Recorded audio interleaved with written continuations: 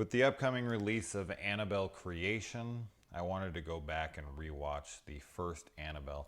I saw that in theaters, opening day, I'm sure. And I remember being fairly meh about it. Really, just kind of walked out of the theater. Now you have to remember, though, and I think this is kind of true for everybody. The Conjuring was such a great success in, not just financially, but with audiences and critics and whatnot. So there was a lot of pressure on Annabelle to be good. And I feel like some of the pressure was taken off The Conjuring too, because Annabelle kind of took the hit of the pressure, which I find kind of interesting because they're such vastly different films that it's hard to compare one to the other. Now, I will say that on this viewing, I did appreciate the film more, and that's largely in part to the fact that I wasn't judging it against The Conjuring, that I had given it a year, that I went in expecting it to be meh because I already had seen it. I honestly had forgotten most of it, and I knew that going in, which isn't always a great sign. But I really wanted to pay attention this time and see what it was that I liked and disliked and what made it the film that everyone loves to hate on. It's a film that if you bring it up, the majority of people who talk about it are like, ugh. And then Annabelle, And with Annabelle Creation getting 100% on Rotten Tomatoes so far and it coming out this Thursday, the same kind of thing happened with the Ouija franchise, where the first Ouija was poorly received, and then they went out and got Mike Flanagan. They got this really great director to, kind of come in and give it a fresh coat of paint and reimagine it, and he did, and I thought it was excellent. It was an excellent sequel. There's no argument that Ouija 2, Ouija Origin of Evil, is far superior to its predecessor.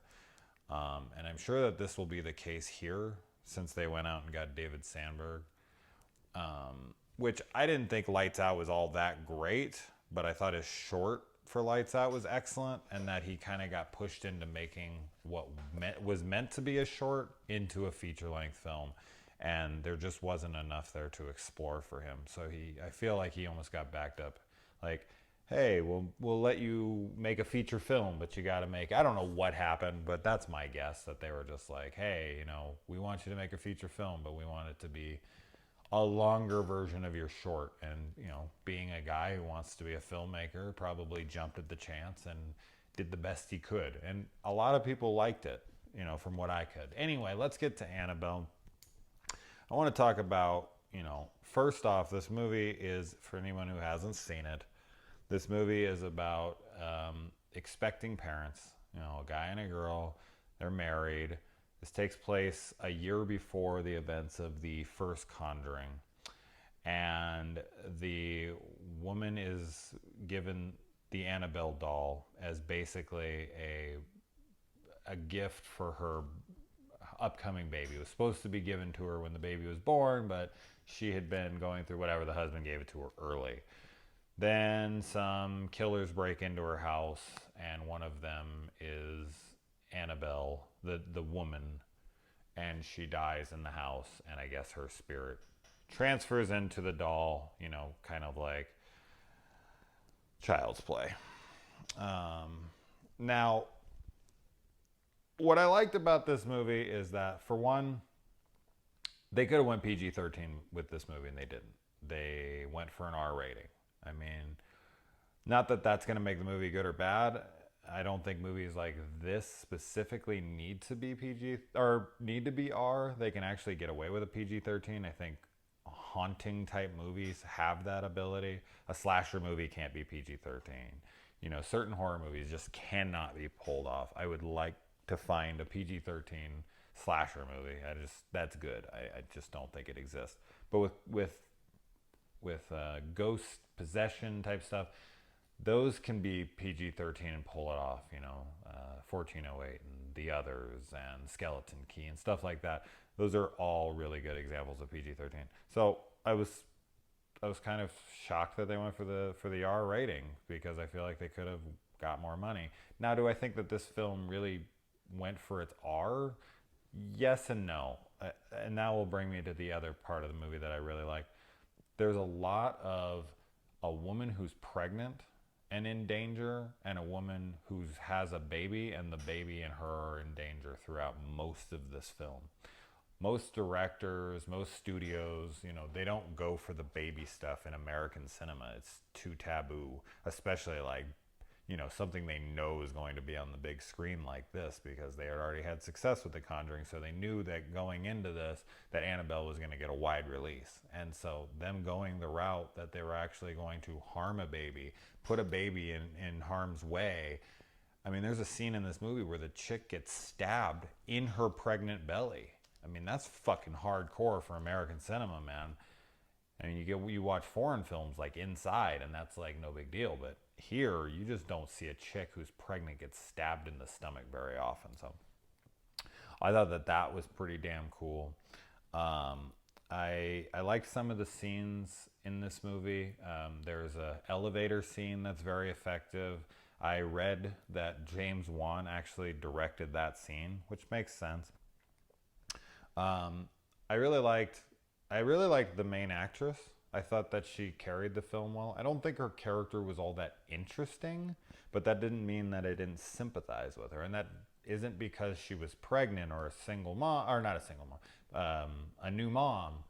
It was just that she gave a good enough performance on, in the moments where she was, in danger, that made me really care and want to see her get out of it. The atmosphere was good. There's a lot of cool shots, a lot of good long tracking shots in the beginning, going in a house, out of a house. I always appreciate long tracking shots. A lot of horror movies, a lot of films just resort to like quick cuts in and out. So those long tracking shots, I thought those were pretty cool.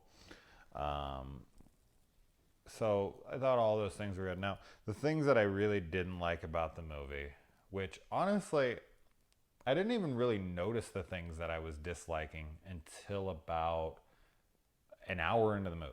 I felt like by about an hour in, I was like, this movie isn't as bad as I remember. It's actually a pretty good movie. And then things started to kind of add up to where I was like, oh, these are the reasons that I ended up being kind of on the more negative side of the film than the positive. And this time I feel like I was a little bit more on the positive than I was on the negative, because I wasn't judging it so harshly and whatnot. But the characters, the secondary characters, the supporting cast in this movie. The husband for me is a supporting character. I really feel like the only main character in this movie is the wife. And she pretty much carries the whole film, and the husband is so, he minimizes everything that the wife says. Like, the guy annoys the fuck out of me. Now, that isn't really a complaint so much about the movie as much as just the character itself just drove me fucking crazy. He just never seemed to be fazed by much that was going on, despite there being so much going on that was wrong. The other character that comes in the film is this, a cult bookshop owner who comes in and basically saves the day. And her character is so unexplored. She's so convenient. A lot of horror movies these days, they resort to this whole, the older character who they just run into randomly, and they seem to know everything about what they're going through. Vincent D'Onofrio seems to play it in a few horror movies now. The Sinister and whatever.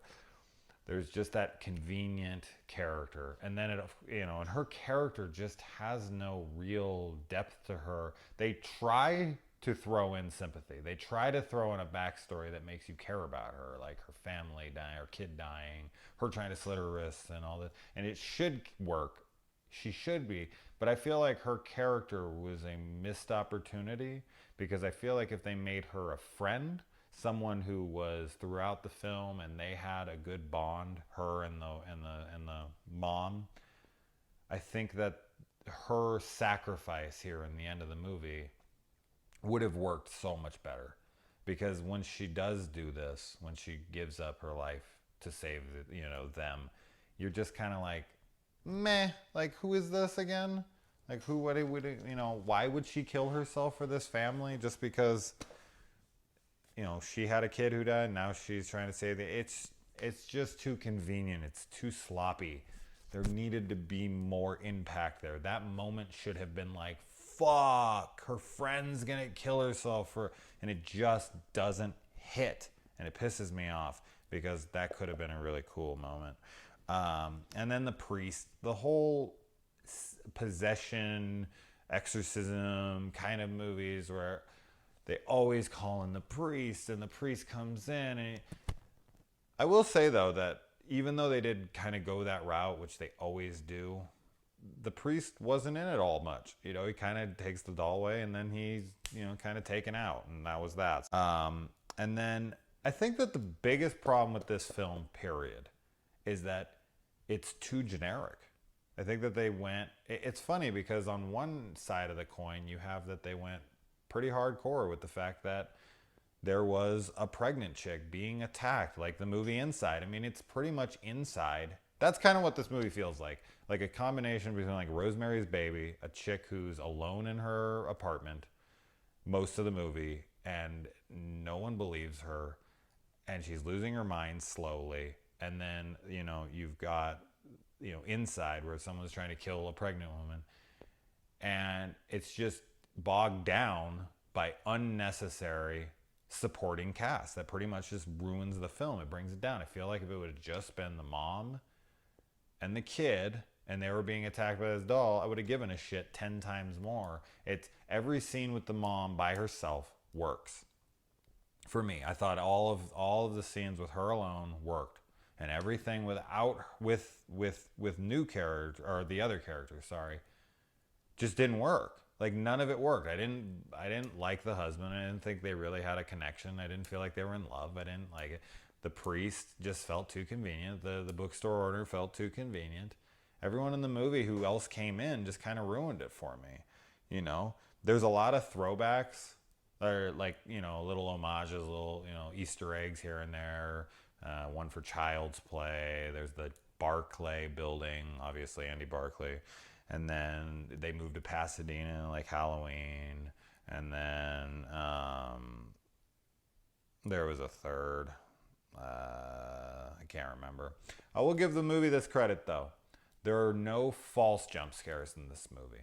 There's a lot of jump scares. That's what modern day audiences want for the most part. So they had to give them. But I have to give them credit for the fact that every time there is a jump scare, it is what you're supposed to be afraid of. It's not the friend coming in.